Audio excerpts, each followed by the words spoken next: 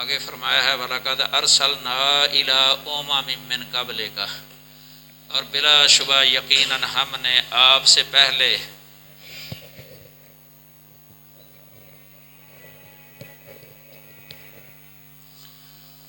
پہلے کئی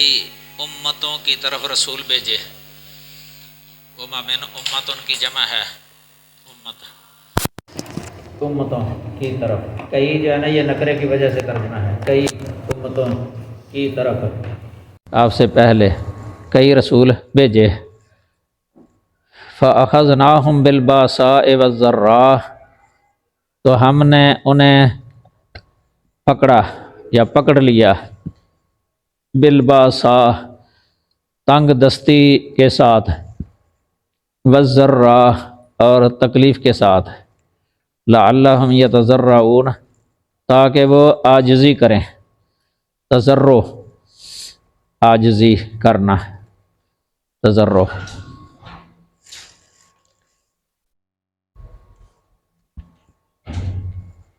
یہ مشرکین میں سے ان لوگوں کا ذکر ہے جن کے دل جو ہے نا بہت زیادہ سخت ہو گئے تھے، یعنی کوئی شے بھی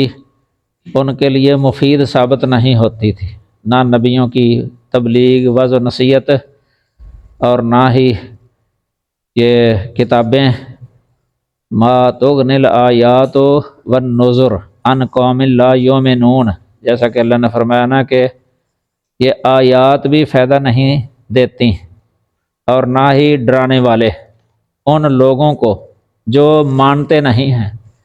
یعنی کسی صورت میں بھی وہ مانتے نہیں ہیں، جو بھی طریقہ اختیار کر لیے جائے سمجھانے کا وہ نہیں مانتے، حتیٰ کہ ایک آخری طریقہ ہوتا ہے کہ عذاب آ جائے،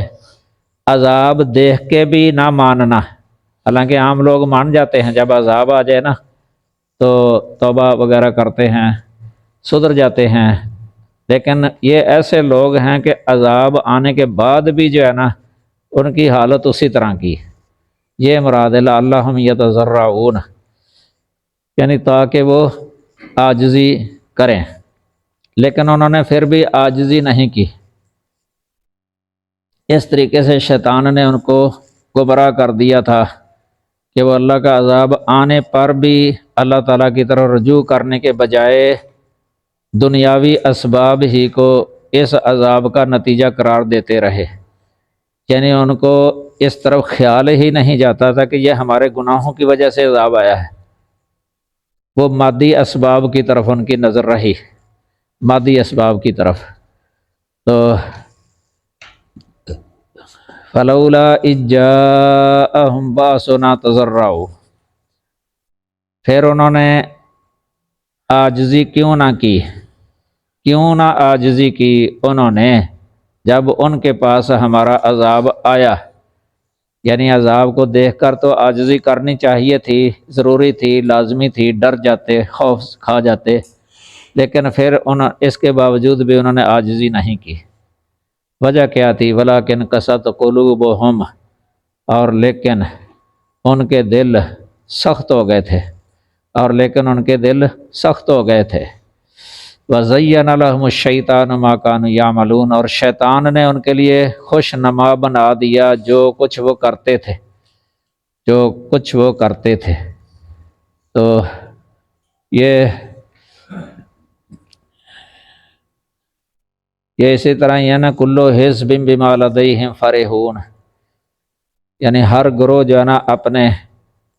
پر جو کر رہا ہے اس پر خوش ہے، ہر کوئی اپنے آپ کو جس طرح صحیح سمجھتا ہے اور خوش ہے اپنے کیے ہوئے پر۔ یہ شیطان مزین کر دیتا ہے ہر ایک کے عمل کو اس کی نظروں میں، حتیٰ کہ شرک کرنے والوں کی نظروں میں ان کا یہ جو شرک ہوتا ہے، شرک کے جو اڈے ہیں، یہ ان کو بڑے بھلے لگتے ہیں، بہت اچھے لگتے ہیں، مزین اور خوبصورت، ان کی چمک دمک ٹیپ ٹاپ اس پر ریجھ جاتے ہیں یہ اور خوش ہوتے ہیں۔ تو حالانکہ حقیقت میں وہ باطل ہوتا ہے، باطل کی چمک دمک پر یہ خوش ہو جاتے ہیں۔ شیطان ان کے دلوں کے اندر یہ مزین کر کے ان کو دکھاتا ہے کہ جو تم کر رہے ہو یہ صحیح ہے۔ آج کل اکثر لوگوں کا یہی حال ہو گیا ہے کہ جب کوئی جنگ یا قحط یا سیلاب یا زلزلہ یا کوئی دوسری اجتماعی آفت نازل ہوتی ہے تو کئی افراد اسے محض مادی اسباب کا نتیجہ سمجھتے ہیں۔ کوئی زلزلہ آ جائے تو عموماً لوگ کہہ دیتے ہیں کہ یہ اس کا یہ سبب ہے، یہ زلزلے کا۔ یہ نہیں دیکھتے کہ یہ لوگوں کے یہ گناہوں کی وجہ سے ہے، یہ لوگوں کے اندر گناہ ہیں بہت زیادہ، بڑے بڑے ہر طرح کے گناہ پائے جاتے ہیں، تو گناہوں کی وجہ سے ایسے ہو جاتا ہے۔ وہ سمجھتے ہیں کہ ظاہری کوئی سبب پیدا ہو گیا جس کی وجہ سے زلزلہ آیا ہے۔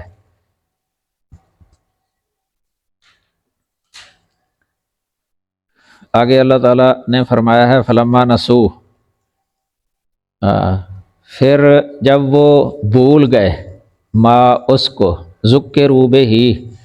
جس کی انہیں نصیحت کی گئی تھی،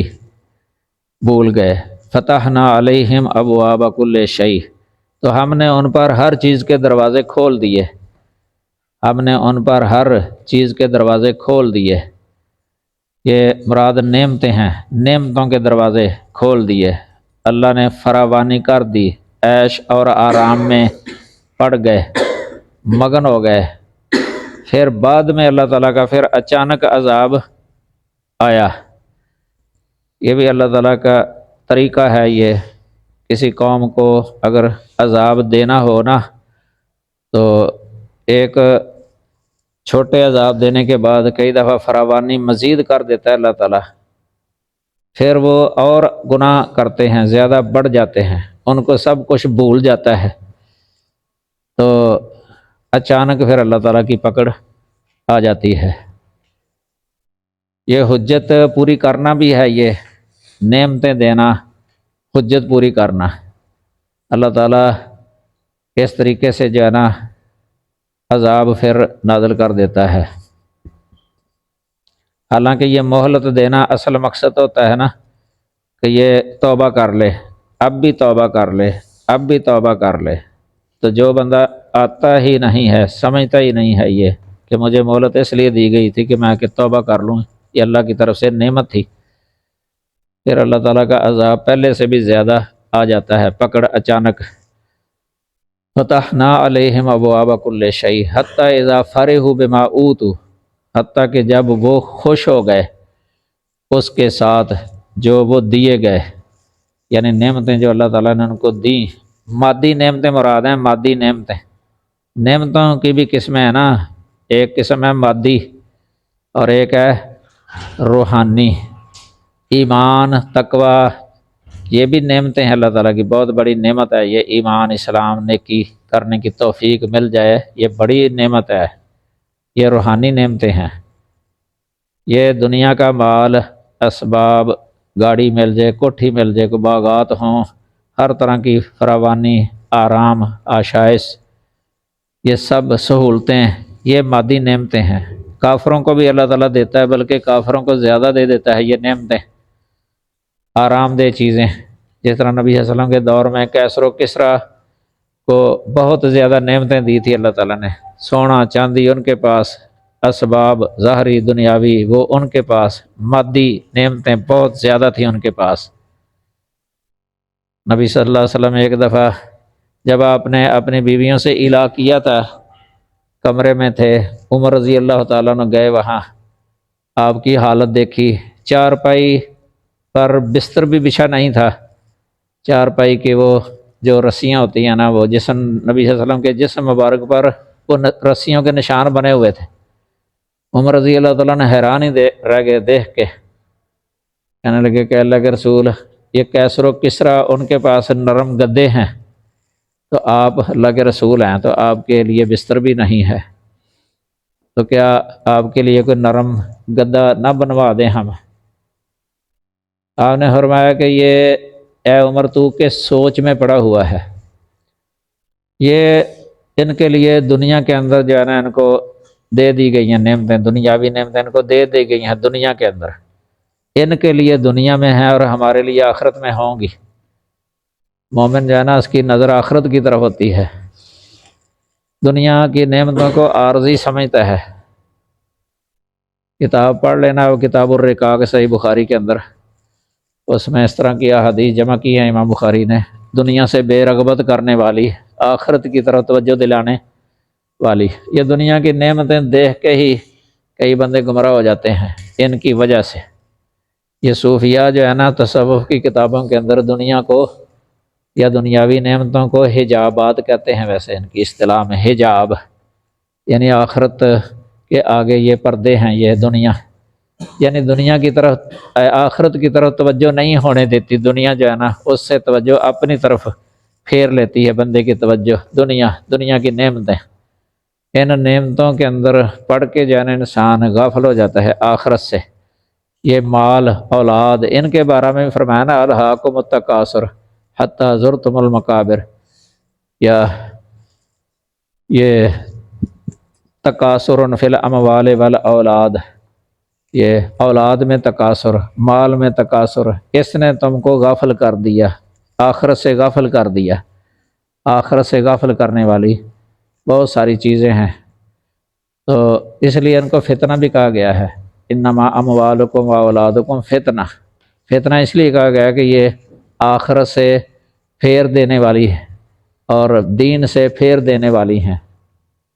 دین سے پھیر دینے والی چیزیں، مال بھی اولاد بھی فتنہ بن جاتا ہے۔ تو یہ مادی نعمتیں جو ہے نا، مادی اسباب وسائل ذرائع، یہ کفار کے لیے جو ہے نا یہ دنیا کے اندر مقدر ہے، اہل ایمان کے لیے ایمانی نعمت ہے، روحانی نعمتیں، اس اعتبار سے نبی صلی اللہ علیہ وسلم کو بھی نعمت قرار دیا گیا ہے نا، نعمت۔ یہ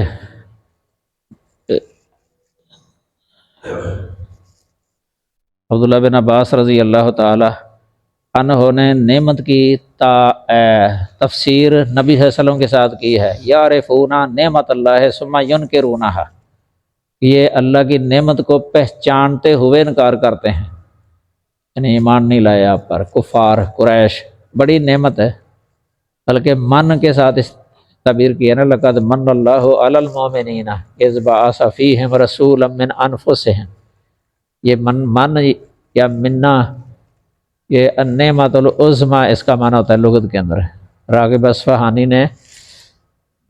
المفردات فی غریب القرآن میں یہی تعریف کی ہے، المنہ النعمت العظمیٰ، عظیم نعمت ہے، سب بہت بڑی نعمت ہے۔ یہ ایمان کا مل جانا جو ہے نا یہ بہت بڑی نعمت ہے اللہ کی طرف سے، نبی صلی اللہ علیہ وسلم بھی نعمت ہے، قرآن مجید بھی نعمت ہے، بلکہ پورا دین اسلام نعمت ہے۔ الیوم اکملت لکم دینکم واتممت علیکم نعمتی ورضیت لکم الاسلام دینا، یہاں دین کو، یہ تکمیل دین کو نعمت ہی قرار دیا ہے اللہ تعالیٰ نے، یہ نعمت ہے، سارا دین اسلام جو ہے نعمت ہی نعمت ہے۔ یہ اس کو یہ نعمت مل جائے نا، اگر دنیاوی مادی نعمتیں نہ بھی ہوں تو اس کے پاس بہت کچھ ہے، یعنی بہت کچھ ہے اس کے پاس۔ اگر یہ نعمت نہ ہو، ادھر مادی نعمتیں چاہے جتنی بھی مرضی مل جائے نا، سمجھو کہ کچھ بھی نہیں ہے اس کے پاس، سمجھ لگی؟ تو یہ اللہ تعالیٰ نے ان پر جو ہے نا ہر نعمت کے دروازے جو ہے نا وہ کھول دیے تھے، حتی اذا فرحوا بما اوتوا، یعنی جو بھی ان کو دیا گیا تھا نا دنیاوی مادی نعمتیں، ان کے ساتھ وہ خوش ہو گئے۔ اخذناہم بغتہ، تو ہم نے ان کو اچانک پکڑ لیا، ہم نے انہیں اچانک پکڑ لیا۔ فَإِذَا هُمْ مُبْلِسُونَ، تو اچانک وہ نا امید تھے۔ یہ مبلسون کی جمع ہے، جس کی امید ختم ہو جائے نا اس کو کہتے ہیں مبلس۔ اسی سے ابلیس کو ابلیس اس لیے کہتے ہیں کہ امید ختم، یعنی رحمت کی امید ختم ہے، مایوس ہے وہ، اللہ کی رحمت سے بالکل مایوس ہے وہ، ایسی اللہ کی لعنت ہو گئی ہے اس پر کہ وہ مایوس ہو گیا ہے، نا امید ہو گیا ہے اللہ کی رحمت سے، کیونکہ ایسی لعنت ہے کہ اس لعنت کی وجہ سے وہ توبہ کا تصور بھی نہیں کرتا کہ میں توبہ کر لوں۔ ایک تو ہوتا نا کہ توبہ کی امید ہو کسی سے کہ یہ توبہ کر لے، ہو سکتا ہے توبہ کر لے، اس طرح اللہ تعالیٰ نے کسی کو اپنی رحمت سے مایوس نہیں کیا، موت سے پہلے پہلے جب بھی توبہ کر لے قبولیت کے دروازے کھلے ہیں، لیکن جو ابلیس ہے اس کی توبہ کا دروازہ جو ہے نا وہ بند ہے، اس نے کرنی ہی نہیں ہے توبہ، کیونکہ اللہ نے کہہ دیا کہ میری لعنت ہے تجھ پر قیامت کے دن تک، میری لعنت ہے تجھ پر۔ جس کی لعنت ہو، جس پر اللہ کی لعنت ہو جائے نا قیامت کے دن تک، وہ قیامت کے دن تک زندہ بھی رہے نا توبہ نہیں کر سکتا۔ جس کی لعنت ہو جائے اللہ، جس پر اللہ کی لعنت ہو جائے قیامت کے دن تک، یہ تو ہے نا قیامت کے دن تک، اگر موت تک کسی پر لعنت ہو جائے نا کہ موت تک، وہ بھی توبہ نہیں کر سکتا۔ اللہ تعالی ہمیں معاف فرمائے، توفیق عطا فرمائے توبہ کی۔ تو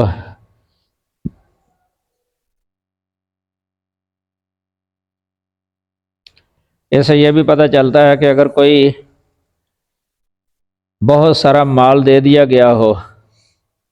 ارب پتی ہو جائے دنیا کے اندر،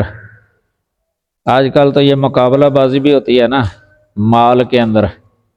ایک دوسرے سے بڑھنا کہ میں سب سے زیادہ دولت مند ہوں، مشہور ہو جاؤں کہ یہ شخص سب سے زیادہ دولت مند ہے دنیا کے اندر۔ یہ مقابلہ بازی ہوتی ہے، خاص کر کے یہ کفار وغیرہ میں بہت زیادہ مال، پھر مال کے حصول کے لیے دن رات ایک کر کے ایک دوسرے سے بڑھنا چڑھنا، مقابلہ بازی ہے۔ اگر اس طرح مل جاتا ہے نا کسی کو مال، تو وہ سمجھتا ہے کہ پتہ نہیں اللہ راضی ہے مجھ پر کہ اللہ نے مجھے بہت زیادہ دے دیا۔ اور مسلمانوں کے اندر بھی یہ چیز ہے، دنیا دار ہوتے ہیں، نہ نماز پڑھتے ہیں، نہ روزے رکھتے ہیں، کوئی کام نہیں ہے دین کا، مال مل جائے کہتے ہیں اللہ راضی ہے ہم پر، کہ اللہ اگر راضی نہ ہوتا تو ہمیں اللہ نے فقیر کر دینا تھا۔ حالانکہ یہ اللہ کی رضا کا معیار نہیں ہے، مال زیادہ دے دینا، یہ اللہ کے نزدیک اس کی کوئی حیثیت نہیں۔ ایک حدیث بھی بخاری کے اندر آتی ہے کہ اگر یہ دنیا اللہ کے نزدیک ایک مچھر کے پر کے برابر ہوتی نا، اللہ کسی کافر کو رزق ہی نہ دیتا۔ اللہ کے نزدیک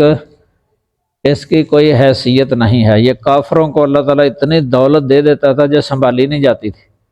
قارون کو کتنی دولت دی، فرعون کو اسی طرح، یہ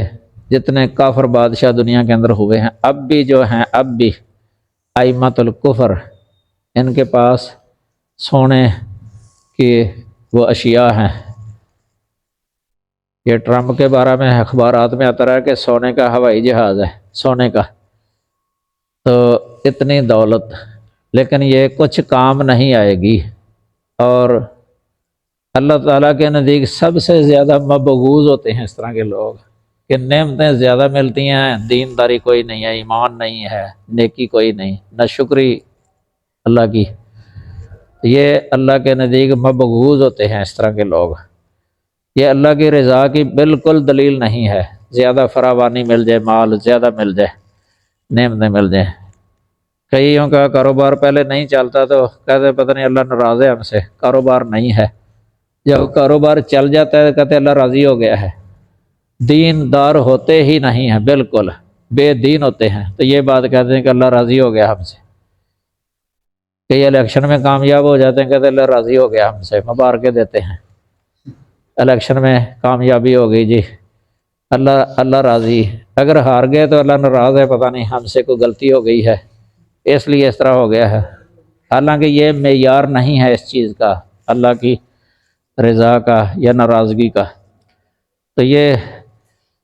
قرآن مجید کے اندر اس طرح کی آیات اور بھی ہیں۔ یہ ادھر پہلے ایک آیت پڑھی تھی کسی وقت، یہ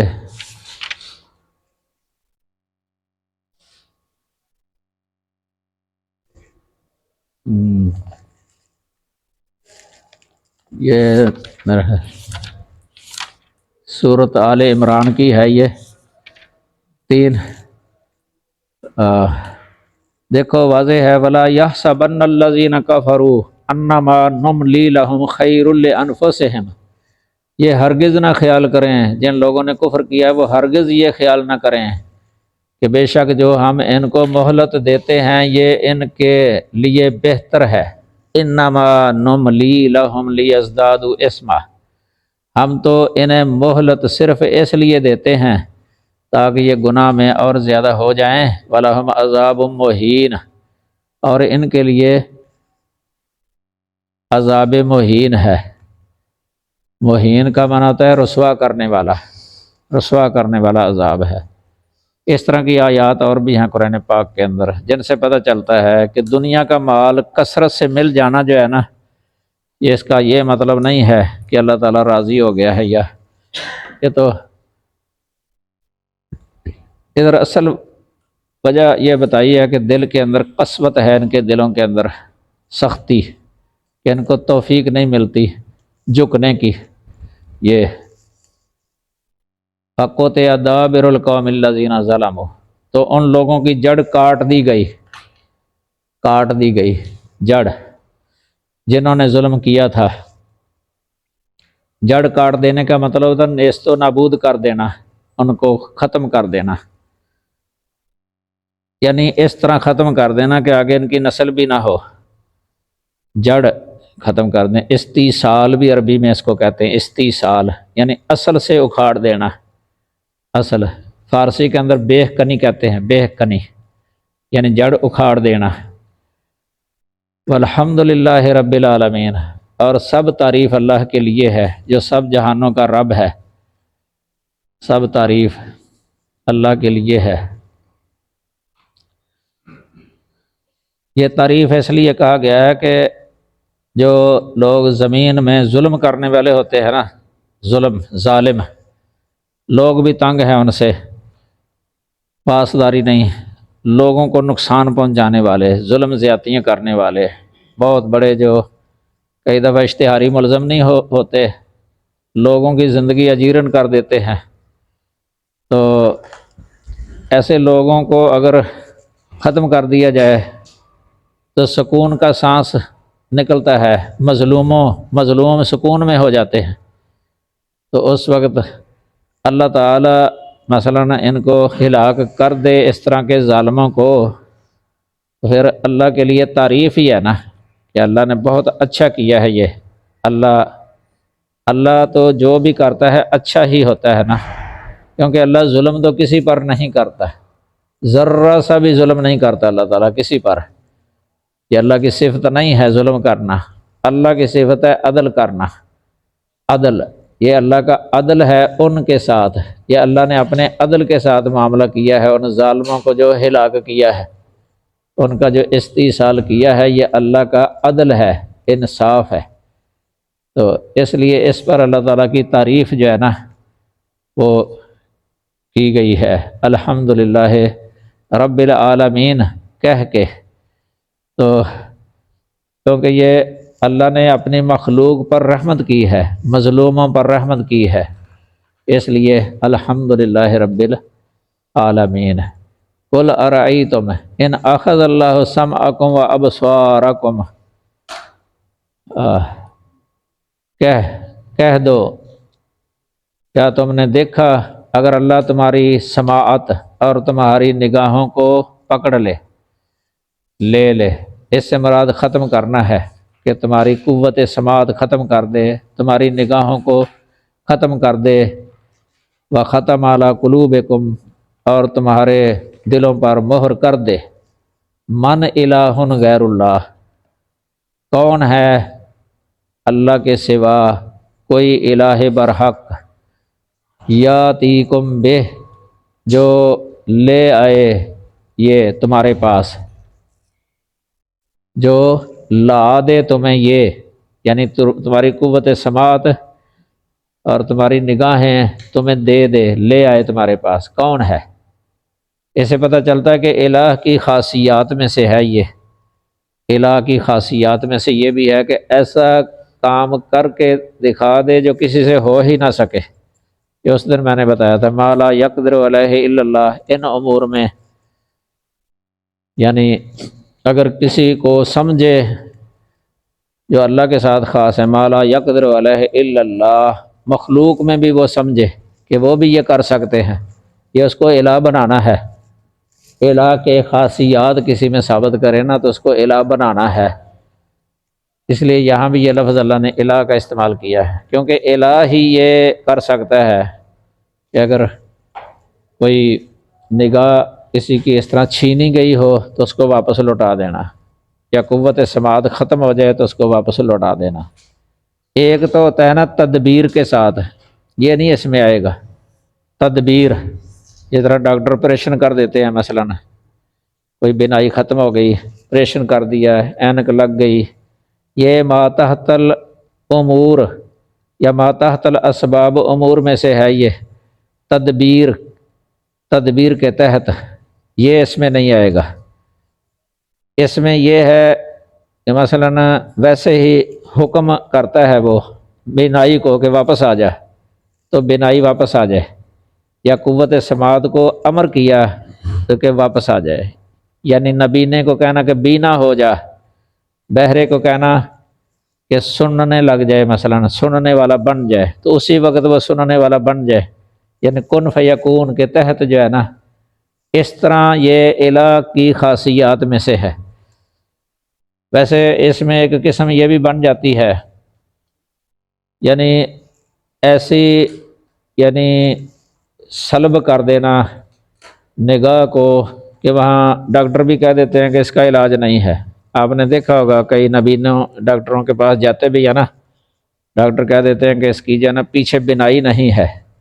آپریشن نہیں کرتے، اسی طرح پھر رہنے دیتے ہیں اس کو۔ اس طرح اگر اللہ تعالیٰ سلب کر دے نا کہ بینائی اس کی بالکل وہ سلب کر لے پیچھے، یعنی اس کے پچھلے حصے میں بینائی ہو ہی نہ، یہ اللہ کے علاوہ کوئی نہیں لا سکتا۔ اس طرح کانوں کے اندر اس طرح قوت سماعت جو ہے نا، شنوائی کی قوت، یہ اس طرح ختم کر دے اللہ تعالیٰ بالکل ہی کہ اس کا، یعنی ڈاکٹر بھی وہاں جواب دے دے، آپریشن بھی نہ ہو سکے اس کا۔ اس طرح کا جو ہے نا یہ ہوتا ہے ما لا یقدر علیہ الا اللہ،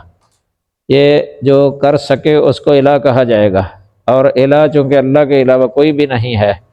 اس لیے کوئی لا بھی نہیں سکتا۔ اللہ اگر ختم کر دینا اس طریقے سے تو کسی کی طاقت میں نہیں ہے کہ وہ واپس لوٹا دے۔ یہ کان، آنکھیں اور دل یہ موجود ہیں، اللہ تعالیٰ کی نشانیاں ہیں، اللہ تعالیٰ نے یہ نشانیاں دی ہیں، تو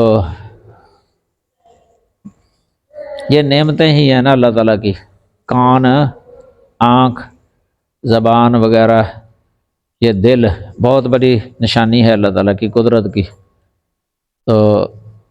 اللہ تعالیٰ کا کنٹرول ہے ان پر، اللہ ان میں جیسے چاہے تصرف کر سکتا ہے، ان پر کسی اور کا تصرف نہیں ہے، غیبی تصرف کسی کا بھی نہیں ہے۔ یہ ایک حدیث آتی ہے نا، ان قلوب بنی آدم بین اصبعین من اصابع الرحمن یصرفها کیف یشاء، صحیح مسلم وغیرہ میں ہے یہ، یعنی تصرف اللہ تعالیٰ کا دلوں پر کمال تصرف ہے۔ کئیوں کا یہ عقیدہ ہے شیخ عبد القادر جیلانی رحمہ اللہ کے بارے میں کہ ان کا بھی پوری کائنات کے دلوں پر تصرف ہے، یہ کتابوں کے اندر باقاعدہ لکھا ہوا ہے۔ یہ ایک کتاب ہے حضور نماز، یہ اس میں واضح الفاظ کے اندر یہ لکھا ہوا ہے شیخ عبد القادر جیلانی کے بارے میں، حالانکہ یہ صفت اللہ تعالیٰ کی ہے، اس حدیث سے ہی پتہ چلتا ہے کہ اللہ تعالیٰ کے دلوں میں ہے، اللہ تعالیٰ کے دوسرا انگلیوں کے درمیان ہے، تمام بنی آدم کے دل جس طرح چاہتا ہے ان کے اندر تصرف کر دیتا ہے، پھیر دیتا ہے۔ دلوں کو پھیرنا یہ اللہ کے علاوہ کسی کے اختیار میں نہیں ہے۔ دلوں کے اندر محبت ڈال دینا، دلوں کے اندر ہدایت ڈال دینا، اللہ کے علاوہ کوئی نہیں ڈال سکتا۔ ہدایت توفیق جس کو کہتے ہیں، میں نے ذکر کیا تھا ایک دفعہ اس کا، ہدایت ارشاد اور ہدایت توفیق، یہ اسی طرح الفت ڈال دینا۔ قرآن کے اندر آتا ہے نہیں ہے، لو انفقت ما فی الارض جمیعا ما الفت بین قلوبہم، اپنے نبی کو اللہ تعالیٰ فرما رہے ہیں کہ اگر آپ زمین کے اندر سب جو کچھ بھی ہے نا خرچ کر دیں کہ ان کے دلوں کے اندر الفت پیدا ہو جائے تو آپ الفت پیدا نہیں کر سکتے، لیکن اللہ تعالیٰ نے ان کے درمیان الفت ڈالی ہے۔ یہ انصار مراد ہے نا، خزرج اور اوس دو قبیلے اسلام سے پہلے ان کے دلوں کے اندر بغض تھی۔ وَاذْكُرُوا نِعْمَتَ اللَّهِ عَلَيْكُمْ إِذْ أَنْتُمْ أَعْدَاءً فَأَلَّفَ بَيْنَ قُلُوبِكُمْ فَأَصْبَحْتُمْ بِنِعْمَتِهِ إِخْوَانًا، یعنی پہلے عادات تھے ایک دوسرے کے، اللہ نے ان کے درمیان الفت ڈال دی تھی تو پھر یہ بھائی بھائی بن گئے، محبت ڈال دی۔ یہ اللہ کا کام ہے، اللہ کے علاوہ کسی کے اختیار میں نہیں ہے، یہ القاء کر دینا، دل کے اندر ڈال دینا، یہ اللہ کا کام ہے۔ انظر کیف نصرف الآیات ثم هم یصدفون، دیکھو کس طرح ہم یہ آیات کو پھیر پھیر کر بیان کرتے ہیں، ثم هم یصدفون، پھر وہ منہ موڑ لیتے ہیں، پھر وہ منہ موڑ لیتے ہیں۔ اللہ تعالیٰ قرآن کی آیتیں جو ہے نا مختلف اسالیب کے اندر جو ہے نا وہ پیش کرتے ہیں، اسلوب مختلف، بات ایک ہوتی ہے لیکن اسلوب جو ہے نا ایک دوسرے سے مختلف ہوتا ہے تاکہ لوگ سمجھ جائیں، تاکہ لوگ قبول کر لیں ہدایت، لیکن اس کے باوجود بھی اکثر لوگ جو ہے نا وہ قبول نہیں کرتے، گمراہی میں رہتے ہیں۔ قُلْ أَرَأَيْتَكُمْ إِنْ أَتَاكُمْ عَذَابُ اللَّهِ بَغْتَةً أَوْ جَهْرَةً، کہہ دیں کیا تم نے دیکھا اگر تم پر اللہ کا عذاب آ جائے، بغتتاً کا معنی اچانک، او جہرتاً یا کھلم کھلا، کھلم کھلا، یہ اچانک کا مطلب ہوتا ہے بغیر کسی پیشگی اطلاع کے، یعنی اطلاع دینے کے بغیر ہی، اس کو کہتے ہیں بغتتاً، کہ پہلے پیشگی وارننگ نہیں دی، پہلے کوئی پیشگی اطلاع نہیں دی، اچانک آ گیا۔ یہ اس سے مراد رات کو سوتے ہوئے، یہ دوسری جگہ پر اللہ تعالیٰ نے بیان فرمایا افامن اہل القریٰ ان یاتیہم عذابنا بیاتاً وہم نائمون، یہ ہے بغتتاً، کہ اہل قریٰ بستیوں والے امن میں ہو گئے ہیں اس سے، یعنی ان کو ڈر نہیں ہے کہ ہمارا عذاب آ جائے ان کے پاس رات کے وقت جب کہ یہ سوئے ہوئے ہوں، یہ ہے اچانک عذاب کا آنا، سوئے ہوئے۔ آگے فرمایا او آمنا اہل القریٰ ان یاتیہم باسنا ضحی وہم یلعبون، یہ ہے چاشت کے وقت، چاشت کے وقت جب کہ یہ کھیل رہے ہوں، کھیل رہے ہوں۔ یہ سورۃ الاعراف کے اندر ہے، یہ 97 نمبر اور 98 نمبر آیت ہے۔ هل یہلک الا القوم الظالمون، کیا ظالم لوگوں کے سوا کوئی ہلاک کیا جائے گا؟ حل نفی کا بھی معنی کر سکتے ہیں، اللہ بعد میں آ گیا نا، نہیں ہلاک کیا جائے گا، نہیں ہلاک کیے جائیں گے مگر ظالم لوگ، یا ظالم لوگوں کے علاوہ نہیں ہلاک کیے جائیں گے۔ اگر حل کا معنی استفہامیہ ہی کرنا ہے نا تو پھر یہی کر سکتے ہیں آپ، یعنی کیا ظالم لوگوں کے سوا کوئی ہلاک کیے جائیں گے؟ جواب اس کا یہی ہوگا کہ نہیں، نہیں، یہ استفہام انکاری اس کو کہا جاتا ہے۔ تو یعنی اگر اس طرح اللہ تعالیٰ کے عذاب آ جائیں نا تو تم کسی صورت میں بھی بچ نہیں سکتے، کسی صورت میں بچ نہیں سکتے۔ تو پہلی قوموں پر عذاب آتے رہے ہیں، ویسے اس طرح کے نیک لوگوں کو اللہ تعالیٰ بچا بھی لیتا تھا، پہلے وارننگ ان کو دے دیتا تھا، نبی کے ذریعے وحی آ جاتی کہ تم اس بستی سے نکل جاؤ۔ اس طرح لوط علیہ السلام کو نکال لیا گیا تھا صدوم بستی سے، بعد میں عذاب آ گیا تھا۔ اس طرح نبی صلی اللہ علیہ وسلم جب مکہ میں تھے اس وقت اللہ کا عذاب نہیں آیا، اللہ نے فرمایا ما کان اللہ لیعذبہم وانت فیہم، اللہ ایسا نہیں ہے کہ ان کو عذاب دے جب کہ آپ ان کے اندر ہوں۔ تو نبی صلی اللہ علیہ وسلم نے جب ہجرت کی تھی بعد میں عذاب آئے ہیں، بڑا وہ قید سالی والا عذاب بھی آ گیا تھا ان پر، بہت سخت تھا، وہ بھوک میں مبتلا ہو گئے تھے۔ وما نرسل المرسلین الا مبشرین و منذرین، اور ہم رسولوں کو نہیں بھیجتے مگر خوشخبری دینے والے اور ڈرانے والے۔ یہ حال بنتا ہے مبشرین اور منذرین، المرسلین سے، وہ ذوالحال ہے، ذوالحال منصوب ہے اس لیے۔ فمن آمن و اصلح فلا خوف علیہم ولا هم یحزنون، تو جو شخص ایمان لے آئے و اصلح اور اصلاح کر لے، اصلاح کا عمل کے ساتھ تعلق ہے، یعنی عمل کے ساتھ اپنی اصلاح کر لے کہ نیک بن جائے، ایمان لانے کے بعد نیک بن جائے، فلا خوف علیہم، تو ان پر کوئی خوف نہیں، ولا هم یحزنون، اور نہ وہ غمگین ہوں گے۔ خوف اور حزن میں فرق ہے ویسے، خوف جو ہے نا مستقبل کے ساتھ اس کا تعلق ہوتا ہے، اور حزن کا ماضی کے ساتھ تعلق ہوتا ہے۔ شرح ہدایت النحو کے اندر جو ہے نا اس کی ایک مثال لکھی ہوئی ہے۔ کوئی مریض ہے، مثلا مریض سخت مریض ہے، مریض تو گھر والے جو ہے نا وہ ان کو خوف رہتا ہے اس کا کہ کہیں اس کی وفات نہ ہو جائے، کیونکہ مستقبل کے ساتھ تعلق ہے نا فوت کا، یہ خوف ہے۔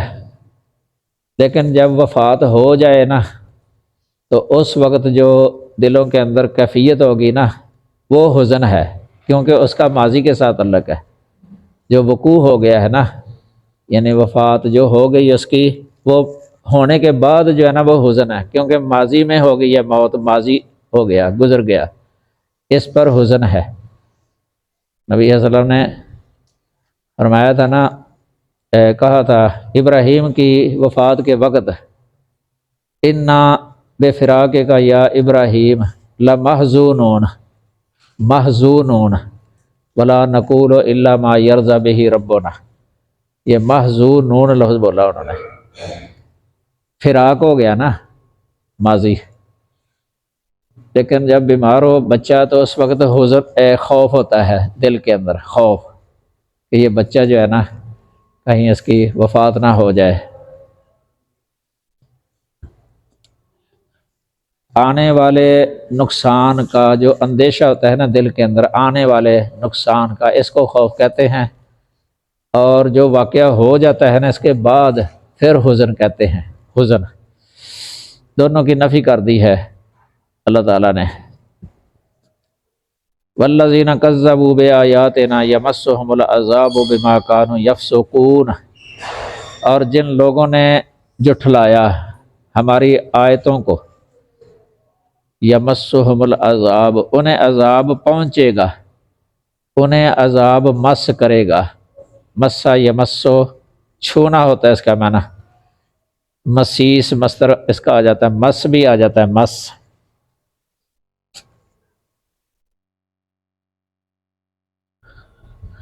یہ فاعل یفعل کے وزن پر ہے، ماسسا یمساسو، یمسهم العذاب بما كانوا یفسقون، اس وجہ سے کہ وہ نافرمانی کرتے تھے، یہ بات سببیہ ہے، یہ اس وجہ سے کہ وہ نافرمانی کرتے تھے۔ فسوق، فسق کا معنی ہی ہوتا ہے یعنی خروج، یعنی اطاعت سے نکل جانا،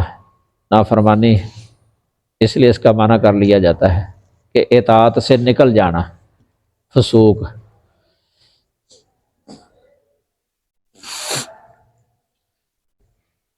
یہ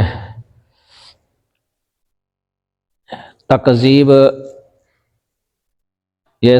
سبب ہے، اسی کو فسق کہا گیا ہے، تکذیب کو۔ یہ بھی یاد رکھیں فسق جو ہے نا یہ کفر سے اعم ہے، ہر کفر فسق ہے، لیکن ہر فسق جو ہے نا وہ کفر نہیں ہے۔ ہر کافر فاسق ہے لیکن ہر فاسق کافر نہیں ہے، یعنی کفر یا کافر اخص ہے اور فاسق اور فسق جو ہے نا یہ عام ہے، یعنی ہر فسق کفر نہیں ہوتا۔ کئی دفعہ بندہ جو ہے نا ہوتا مومن ہی ہے، کافر نہیں ہوتا، لیکن مرتکب ہو جاتا ہے کبیرہ گناہوں کا، اہل سنہ اس کو دار اسلام سے خارج نہیں کرتے، فاسق کا لفظ بول دیتے اس پر کہ یہ فاسق فاجر ہے۔ خوارج جو ہے نا وہ اس کو بھی کافر کہہ دیتے تھے، تکفیر کر دیتے تھے، کافر مخلد فی النار۔ اہل سنہ اس کو مومن ہی کہتے تھے کہ یہ مومن ہے، ناقص الایمان ہے، یا عاصی کہہ دیتے، عاصی نافرمان مومن، یعنی دار اسلام سے خارج نہیں کرتے ہر فاسق کو۔ لیکن یہ حدیث میں بھی فرق کیا گیا ہے، سباب المسلم فسوق و قتالہ کفر۔ امام بخاری نے کتاب الایمان کے اندر یہ مسئلہ بیان کیا ہے، ابواب کے اندر وضاحت کے ساتھ، یعنی فرق کرتے ہیں امام بخاری بھی کفر اور فسق کے درمیان۔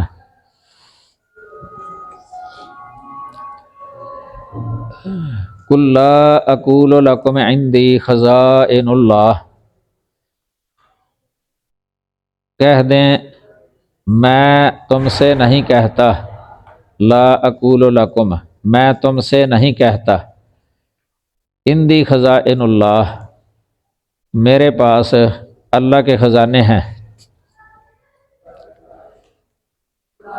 عندی جو ہے نا یہ خبر مقدم ہے، خزائن اللہ مبتدا مؤخر ہے، یہ مقولہ ہو گیا ہے، اقولوں کا، لا اقولوں کا مقولہ محلاً منصوب ہے یہ۔ ولا عالم الغیب، اور نہ میں غیب جانتا ہوں، اور نہ میں غیب جانتا ہوں، ولا اقول لکم، اور نہ میں کہتا ہوں تم سے، انی ملک بے شک میں تو فرشتہ ہوں، بے شک میں تو فرشتہ ہوں، یہ بھی میں نہیں کہتا کہ میں فرشتہ ہوں۔ ان اتبع الا ما یوحی الی، میں نہیں اتباع کرتا مگر اسی کی جو وحی کی جاتی ہے میری طرف۔ اس سے پتہ چلتا ہے کہ وحی قرآنی ہو یا حدیثی ہو وہ قابل اتباع ہے۔ منکرین حدیث کا رد بھی ایسے ہو جاتا ہے جو صرف قرآنی وحی ہی سمجھتے ہیں،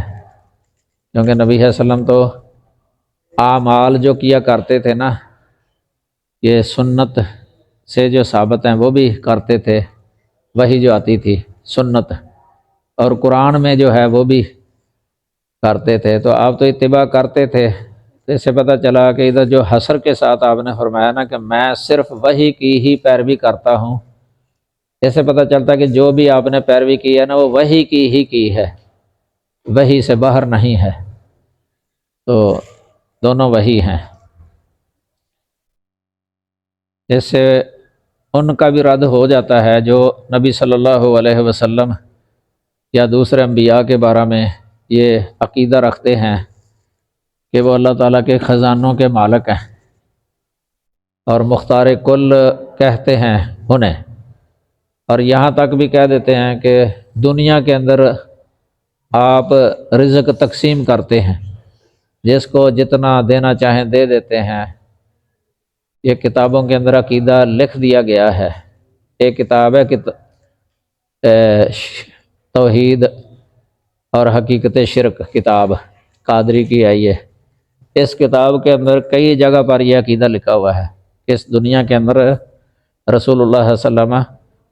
رزق جارہ تقسیم کرتے ہیں پوری دنیا میں، جس کو جتنا چاہیں دے دیتے ہیں، یہ آپ کی عطا ہے، جس کو تھوڑا دینا چاہیں تھوڑا دے دیں، کسی کو زیادہ دینا چاہیں زیادہ دے دیں، حالانکہ یہ اللہ کی صفت ہے، ان ربک یبسط الرزق لمن یشاء ویقدر، بے شک آپ کا رب ہی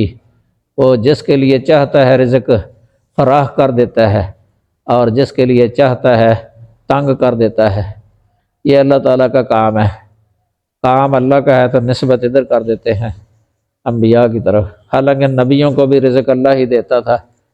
حالانکہ نبی صلی اللہ علیہ وسلم کے گھر میں کئی بار چولہا نہیں چلتا تھا، رزق ہوتا ہی نہیں تھا، کم ہوتا تھا،